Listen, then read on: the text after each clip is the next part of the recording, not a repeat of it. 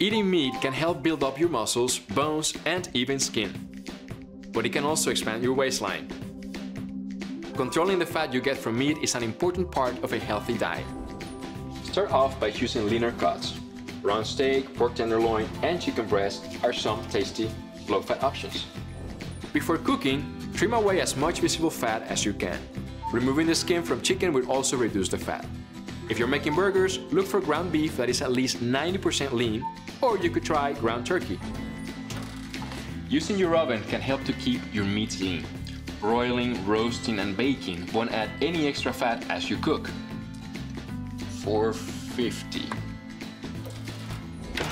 Try baking chicken breast using your favorite marinade or roasting pork tenderloin and serve it with a fruit salad. You can get creative and cut some of the fat at the same time.